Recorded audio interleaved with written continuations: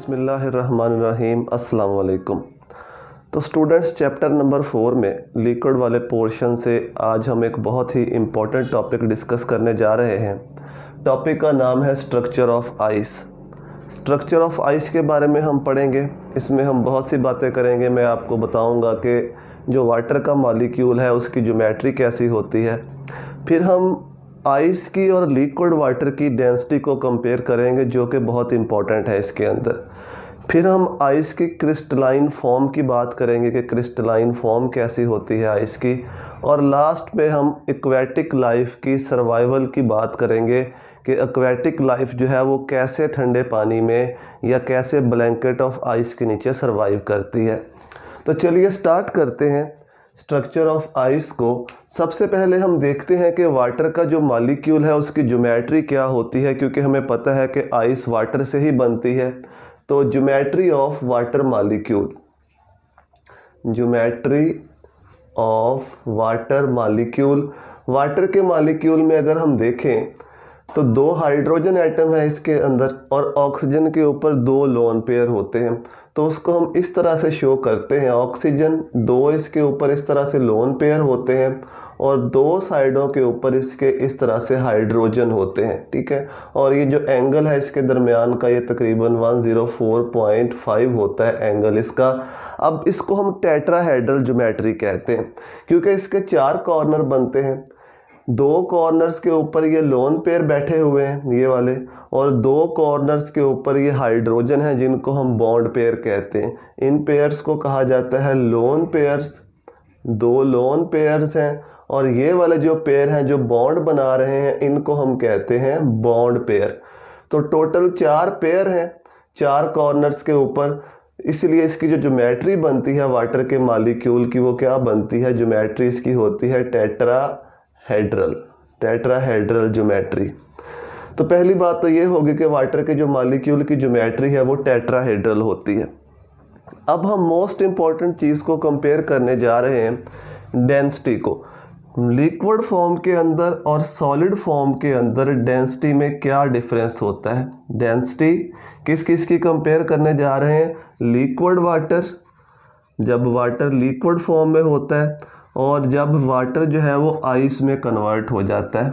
Water ice में convert होता है तो उसकी डेंसिटी में क्या चेंज आता है। यूजुअली जो सॉलिड्स होते हैं, सॉलिड्स की जो डेंसिटी है वो अपने लिक्विड के मुकाबले में ज़्यादा होती है।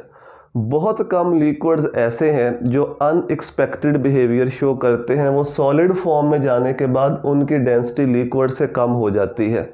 उनमें से आइस भी एक ऐसा ही सॉलिड है जिसकी डेंसिटी लिक्विड वाटर के मुकाबले में कम होती है। अब ये क्यों कम होती है उसी को हम यहाँ पे डिस्कस करने लगे हैं। डेंसिटी का फार्मूला होता है मास पर वॉल्यूम। डेंसिटी का फार्मूला मास पर वॉल्यूम। तो चलिए इसको हम टेम्परेचर और जो डेंसिटी है उसके ग्राफ की मदद से इसको समझने की कोशिश करते हैं। सपोज ये टेम्परेचर एक्सिस है।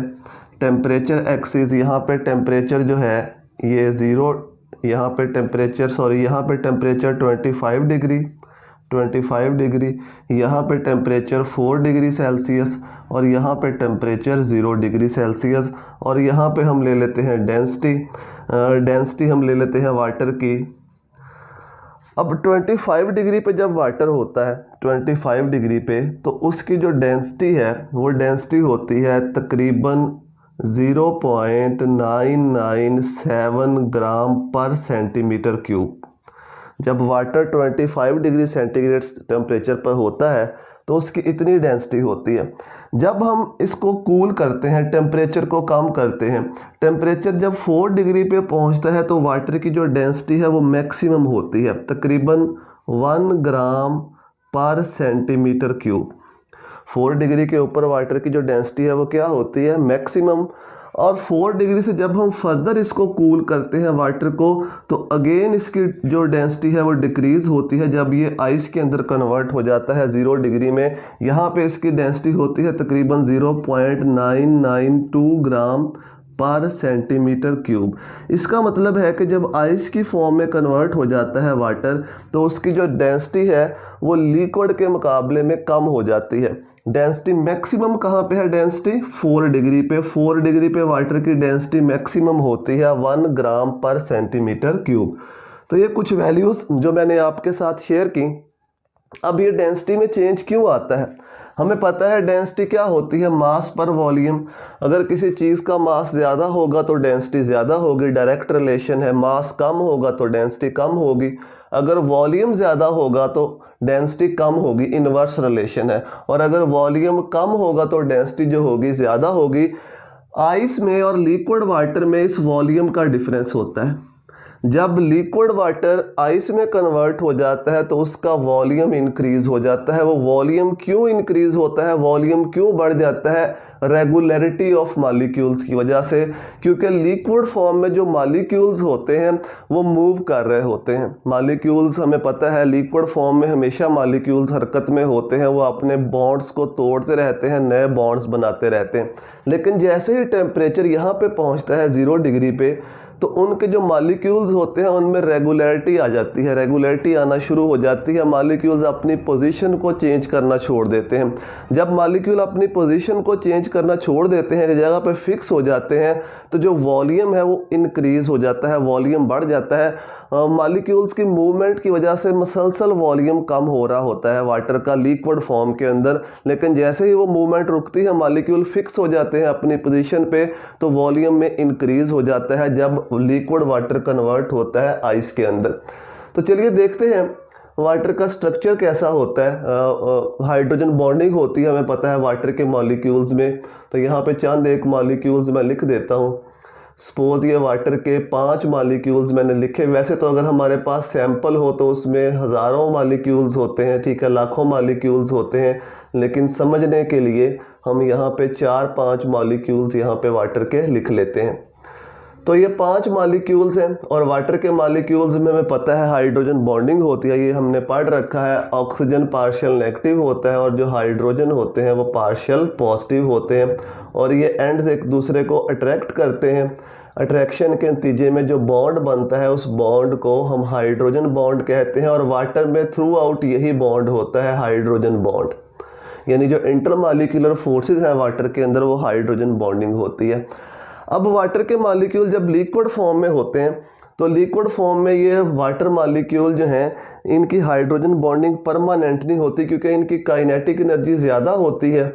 काइनेटिक एनर्जी ज़्यादा होने की वजह से एट 25 डिग्री या एट 20 डिग्री सेल्सियस टेम्परेचर जो ओल्ड हाइड्रोजन बॉन्ड है ये टूटते रहते हैं और नए हाइड्रोजन बॉन्ड बनते रहते हैं। यानी वाटर के मॉलिक्यूल मूव करते रहते हैं। सपोज कि मैंने एक स्ट्रक्चर ड्रा किया है।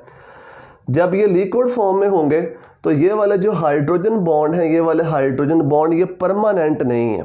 ये हाइड्रोजन बॉन्ड परमानेंट नहीं है। हो सकता है ये मॉलिक्यूल अपना हाइड्रोजन बॉन्ड तोड़े अपनी ज़्यादा काइनेटिक एनर्जी की वजह से, ज़्यादा एनर्जी की वजह से यहाँ से मूव करके यहाँ पे आ जाए।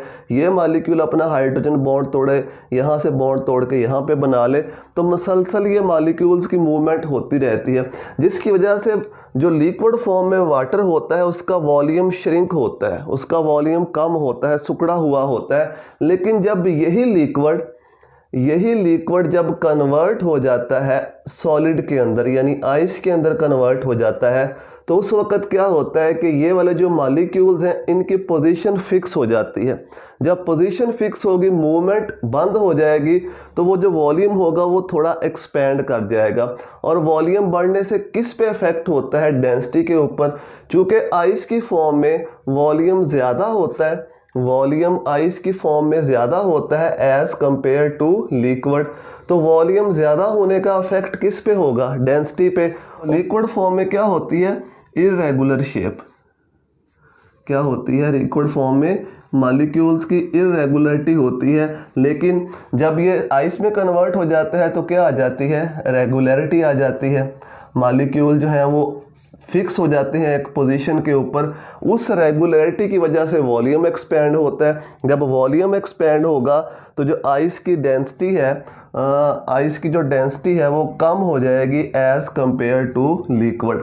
आइस जो है वो 9% ज़्यादा स्पेस ऑक्यूपाई करेगी तो डेंसिटी कम हो जाएगी, ये साइन उल्ट लग गया था। लिक्विड वाटर की डेंसिटी ज़्यादा होती है और आइस की डेंसिटी कम होती है। आइस के अंदर जो वॉल्यूम होता है वो 9% इंक्रीज़ कर जाता है। इसको हम ऐसे समझ सकते हैं कि अगर हमने फ्रीज़र के अंदर 100 सेंटीमीटर क्यूब वाटर रखा है फ्रीज़ होने के लिए, तो वो आइस में कन्वर्ट होने के बाद वो हो जाएगा 109 सेंटीमीटर क्यूब। ये आपने मुशाहदा भी किया होगा कि जब हम फ्रिज में रखते हैं, फ्रीज़र में पानी को फ्रीज़ होने के लिए, तो उसकी जो सरफेस होती है वो थोड़ी उभर जाती है, ऊपर को आ जाती है। इसका मतलब है कि उसका वॉल्यूम इंक्रीज़ हो रहा है। वो वॉल्यूम किस वजह से इंक्रीज़ हो रहा है? वो इस रेगुलरिटी की वजह से, क्योंकि आइस की फॉर्म में जो मॉलिक्यूल्स होते हैं वो रेगुलर हो जाते हैं, उनके अंदर रेगुलरिटी आ जाती है, अपनी पोजीशंस को चेंज करना छोड़ देते हैं, जबकि लिक्विड के अंदर ये अपनी पोजीशंस को चेंज करते रहते हैं। तो इस वजह से जो आइस की डेंसिटी है वो लिक्विड के मुकाबले में, लिक्विड वाटर के मुकाबले में कम होती है। अब इसी डेंसिटी की वजह से, लेस डेंसिटी की वजह से जो आइस है वो लिक्विड वाटर के ऊपर फ्लोट करती है। ये जनरल रूल है, पड़ा हुआ है कि जो चीज़ लेस डेंस होती है वो ऊपर रहती है, जो ज़्यादा डेंस होती है वो नीचे रहती है। तो आइस जो होती है वो लेस डेंसिटी की वजह से वाटर के ऊपर फ्लोट करती है। अब अगर हम आइस की क्रिस्टलाइन शेप की बात करें, जाहिर बात है जब आइस सॉलिड में कन्वर्ट सॉलिड होती है और सॉलिड की कोई ना कोई क्रिस्टलाइन शेप होती है, तो इसकी जो क्रिस्टलाइन शेप है, क्रिस्टलाइन शेप ये हेक्सागोनल होती है। क्रिस्टलाइन शेप इसकी क्या होती है? हेक्सागोनल। हेक्सागोनल शेप होती है। यहाँ पे उसको हम ड्रा करते हैं इस तरह से, हेक्सागोनल शेप आइस के अंदर। ये मैं जो ड्रा कर रहा हूँ ये ऑक्सीजन के एटम्स हैं। ऑक्सीजन के साथ हमें पता है हाइड्रोजन भी होता है और हाइड्रोजन बॉन्डिंग होती है, तो यहाँ पे हम हाइड्रोजन के एटम्स भी लगा देते हैं। ये एक हाइड्रोजन का एटम, इस तरह से दूसरा हाइड्रोजन का एटम, फिर ये हाइड्रोजन एटम, इस तरह से हाइड्रोजन एटम, फिर इसी तरह से ये वाला हाइड्रोजन एटम, इस तरह से ये हाइड्रोजन एटम, इस तरह से। ये जो रेड में लगा रहा हूँ ये हाइड्रोजन एटम्स हैं। तो ये हाइड्रोजन एटम्स जो हैं ये क्या करते हैं? ये हाइड्रोजन बॉन्ड बनाते हैं, उसको हम डॉटेड लाइन से शो कर देते हैं इस तरह से, डॉटेड लाइन। ये डॉटेड लाइन जो है ये हाइड्रोजन बॉन्ड्स को शो करती है। तो इस शेप को, ये जो शेप बन रही है, इस शेप को हम हेक्सागोनल कहते हैं। ये शेप क्या बन रही है, इस शेप को क्या कहा जाता है? ये हेक्सागोनल शेप है। इस तरह से और अगर वाटर के मॉलिक्यूल्स होंगे तो इसी तरह की शेप बनेगी, क्रिस्टलाइन शेप जो होगी हेक्सागोनल, इस तरह से, इस तरह से हेक्सागोनल शेप। यहाँ पे भी इनके दरमियान भी हाइड्रोजन बॉन्ड होगा, हाइड्रोजन बॉन्ड बनेगा, इसके साथ दो अटैच कर दो, ठीक है, दो हाइड्रोजन अटैच कर दो, हाइड्रोजन एक इस साइड पे अटैच कर दो, एक इस साइड पे, इस तरह से, इस साइड पे और इस साइड पे, इस तरह से हाइड्रोजन अटैच करते जाओ इस तरह से। तो ये जो होंगे ये भी आपस में हाइड्रोजन बॉन्ड बनाएंगे, ये भी आपस में हाइड्रोजन बॉन्डिंग करेंगे इस तरह से। ये हाइड्रोजन बॉन्ड बनेगा, ये हाइड्रोजन बॉन्ड बनेगा, ये हाइड्रोजन बॉन्ड, ये हाइड्रोजन बॉन्ड और यहाँ पे ये हाइड्रोजन बॉन्ड बनेगा। तो इस तरह से जो ये क्रिस्टलाइन शेप है इसकी, इस शेप को हम क्या कहते हैं? हेक्सागोनल। इसकी जो क्रिस्टलाइन शेप है ये क्या होती है? हेक्सागोनल होती है और ये through out the structure extend करती है ये शेप, हेक्सागोनल शेप। अगर बनाना हो तो आप ऐसे इसको बना सकते हो। दरमियान में जो डॉटेड लाइंस हैं ये हाइड्रोजन बॉन्ड को शो करती हैं और जो मैंने रेड बनाए हुए हैं ये हाइड्रोजन के एटम हैं जो कि दरमियान में मौजूद होते हैं। अच्छा, इसके बाद एक बात और इसमें लिखी हुई है कि जो आइस की जो होती है शेप होती है, जो आइस की वो डायमंड के साथ मैच करती है। जिस तरह डायमंड के अंदर कार्बन एटम होता है दरमियान में और उसके इर्द गिर्द 4 और कार्बन अटैच होते हैं इस तरह से, सेम इसी तरह से आइस के अंदर भी दरमियान में ऑक्सीजन एटम होता है, दरमियान में ऑक्सीजन एटम होता है और टेट्राहेड्रल शेप बनती है। चारों साइडों के ऊपर 4 हाइड्रोजन, 1 हाइड्रोजन, 2 हाइड्रोजन, 3 हाइड्रोजन और ये 4 हाइड्रोजन। तो डायमंड लाइक, जिस तरह डायमंड में चारों कॉर्नर के ऊपर कार्बन होते हैं, दरमियान में 1 कार्बन होता है, इस तरह से वाटर के अंदर भी दरमियान में ये ऑक्सीजन है और इसके चारों कॉर्नर के ऊपर हाइड्रोजन होते हैं। इसको टेट्राहेड्रल शेप कहते हैं। अच्छा, लास्ट में अगर हम बात करें कि एक्वेटिक लाइफ की सर्वाइवल कैसे होती है, जब टेम्परेचर जो सर्द इलाके हैं, जो सर्द मुल्क हैं, वहाँ पे जब पॉन्ड्स वगैरह या दूसरी जो झीलें होती हैं वो टेम्परेचर कम होने की वजह से वो जम जाती हैं, उनकी सरफेस के ऊपर आइस की लेयर आ जाती है, तो नीचे जो एक्वेटिक लाइफ है वो कैसे सर्वाइव करती है। ये हमने देखा भी हुआ है अक्सर के जो सर्द इलाके होते हैं वहाँ पे फ़िशिंग भी की जाती है ऐसे झीलों के अंदर। ऊपर उसके लेयर होती है आइस की, उस लेयर को तोड़ते हैं तो नीचे लिक्विड वाटर होता है, उससे फ़िशिंग भी की जाती है। तो ऐसा कैसे पॉसिबल है? जैसे ही टेम्परेचर हम लेके आते हैं 4 डिग्री पर, यानी टेम्परेचर 4 डिग्री पर होता है, तो जो डेंसिटी है वाटर की वो क्या होती है, मैक्सिमम कितनी होती है, 1 ग्राम पर सेंटीमीटर क्यूब।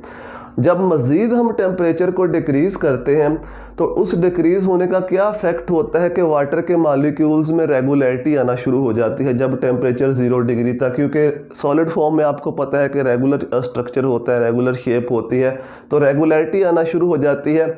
आप ऐसा समझ लो कि जैसे तमाम वाटर के मॉलिक्यूल्स की काइनेटिक एनर्जी एक जैसी नहीं होती, कुछ मॉलिक्यूल्स की काइनेटिक एनर्जी ज़्यादा होती है, कुछ मॉलिक्यूल्स की काइनेटिक एनर्जी कम होती है। इस तरह जैसे ही टेम्परेचर यहाँ पे पहुँचता है 0 डिग्री फ्रीजिंग पॉइंट तक, तो जो वाटर होता है उसकी लेयर्स बन जाती हैं। जो लेस डेंस लेयर होती है वो ऊपर होती है, जो मोर डेंस लेयर होती है वाटर की वो नीचे होती है। वैसे लेयर्स बनती हुई नज़र तो नहीं आती हमें, हमने अपने समझने के लिए इसको कि वाटर की लेयर्स बन जाती हैं। मोर डेंस लेयर जो है वो नीचे रहेगी और लेस डेंस लेयर जो है वो ऊपर रहेगी। जिस तरह हमें पता है कि लेस डेंस जो चीज़ होती है वो ऊपर रहती है, मोर डेंस जो चीज़ होती है वो नीचे रहती है। तो इस तरह लेयर फॉर्मेशन समझ लो हो जाती है। जैसे ही टेम्परेचर 0 डिग्री को अप्रोच करता है तो जो ऊपर वाली लेयर होती है वो लेस डेंस होती है, लेस डेंस, उसकी डेंसिटी कम होती है, लेस डेंस क्योंकि रेगुलरिटी आना शुरू हो जाती है। और जो नीचे वाली लेयर है वो मोर डेंस होती है, यानी जो ऊपर वाले मॉलिक्यूल्स पड़े हुए हैं उनमें ज़्यादा रेगुलरिटी है, वो सॉलिड बनने के करीब हैं, लेकिन जो नीचे वाले मॉलिक्यूल हैं उनकी काइनेटिक एनर्जी ज़्यादा है, अभी उनमें इतनी रेगुलरिटी नहीं है, उनकी डेंसिटी ज़्यादा है। तो जैसे ही टेम्परेचर 0 डिग्री से नीचे या 0 डिग्री तक फॉल करेगा, ये जो ऊपर वाली लेयर है, जो लेस डेंस लेयर है, ये आइस में कन्वर्ट हो जाएगी, क्योंकि आइस ने हमेशा ऊपर रहना है लेस डेंसिटी की वजह से। तो ये लेयर किस में कन्वर्ट हो जाएगी, आइस के अंदर। लेकिन इसके नीचे ये वाला जो वाटर है ये लिक्विड फॉर्म में ही रहेगा, ये वाटर लिक्विड फॉर्म में ही रहेगा। अब तब तक ये लिक्विड फॉर्म में रहेगा जब तक कि ये अपनी हीट को लूज़ ना कर दे। हीट किसी साइड पे निकलेगी, टेम्परेचर कम होगा, काइनेटिक एनर्जी कम होगी, तो तभी ये जो लिक्विड वाटर है ये कन्वर्ट होगा आइस के अंदर। तो यहाँ पे जो वाटर है ये लिक्विड फॉर्म में है और ये ऊपर आइस बन चुकी है। जब आइस बन चुकी है ऊपर, तो ये आइस काम करती है एज ए इंसुलेटर, ये एज ए इंसुलेटर काम करती है, मतलब ये हीट को बाहर नहीं निकलने देती। जब तक हीट बाहर नहीं निकलेगी तब तक ये लिक्विड वाटर जो है वो आइस में कन्वर्ट नहीं होगा। चूँकि ये ऊपर आइस मौजूद है, ये इंसुलेटर है, तो ये वाला वाटर जो है नीचे ये वार्म रहता है, तो इसलिए इसके अंदर, इस वाटर के अंदर, जो नीचे वाटर है इसके अंदर जो एक्वेटिक लाइफ है, एक्वेटिक लाइफ, एक्वा वाटर को कहते हैं, जो पानी के अंदर चीज़ें रहती हैं उसको एक्वेटिक लाइफ कहते हैं, वो एक्वेटिक लाइफ इसके अंदर इजीली सर्वाइव कर सकती है। तो इस मैकेनिज़्म के तहत एक्वेटिक लाइफ की सर्वाइवल होती है, क्योंकि आइस जो बनती है वो सरफेस से बनती है, लेस डेंस वाटर ऊपर होता है, मोर डेंस वाटर नीचे होता है। जैसे ही टेम्परेचर 0 डिग्री को रीच करता है, इससे कम जाता है, तो ऊपर वाली लेयर आइस में कन्वर्ट हो जाती है। नीचे लिक्विड वाटर है, ये अपनी हीट को लूज़ नहीं कर सकता, ऊपर इंसुलेटर है, आइस है, तो इसलिए इस वाटर के अंदर, लिक्विड वाटर के अंदर एक्वेटिक लाइफ जो है वो इजीली सर्वाइव कर सकती है। एंड पे हम बात करते हैं कि किस किस तरह के क्वेश्चन बन सकते हैं इस टॉपिक से। सबसे पहले तो वो लॉन्ग क्वेश्चन ही पूछ सकते हैं कि स्ट्रक्चर ऑफ आइस को एक्सप्लेन करो, तो सारा एक्सप्लेन करना पड़ेगा आपको। फिर डेंसिटी के बारे में बहुत वो पूछता है कि जो डेंसिटी है आइस की वो लिक्विड वाटर के मुकाबले में कम क्यों होती है। क्यों कम होती है? क्योंकि रेगुलरिटी आ जाती है, उस रेगुलरिटी की वजह से, मॉलिक्यूल्स में रेगुलरिटी की वजह से जो आइस है उसका वॉल्यूम बढ़ जाता है। जब वॉल्यूम बढ़ जाएगा तो उसकी जो डेंसिटी होगी वो कम हो जाएगी। कितने परसेंट, ये भी पूछ सकता है एमसीक्यूज़ में कि कितने परसेंट वॉल्यूम में इंक्रीज़ होता है। 9% तकरीबन वॉल्यूम इंक्रीज़ होता है। फिर उसके बाद एमसीक्यूज़ में पूछ सकता है कि क्रिस्टलाइन शेप कैसी होती है, तो क्रिस्टलाइन शेप आप बताओगे कि हेक्सागोनल होती है, ठीक है। और फिर वो पूछ सकते हैं कि एक्वेटिक लाइफ की सर्वाइवल का मैकेनिज़्म क्या है, कैसे एक्वेटिक लाइफ सर्वाइव करती है विंटर्स के अंदर जब ऊपर आइस की लेयर मौजूद होती है, तो उसका मैकेनिज़्म भी मैंने आपको बता दिया कि कैसे सर्वाइवल होती है, नीचे लिक्विड जो होता है वो क्यों आइस में कन्वर्ट नहीं होता। तो यही कुछ बातें थी स्ट्रक्चर ऑफ आइस के बारे में। उम्मीद है कि आपको ये पसंद आया होगा, ये जो हमने डिस्कशन की है। अगर आपको ये डिस्कशन हेल्पफुल लगती है तो अपने दोस्तों के साथ शेयर करें, उनको बताएं ताकि वो भी हेल्प ले सकें। दुआओं में याद रखिएगा। अल्लाह हाफिज़।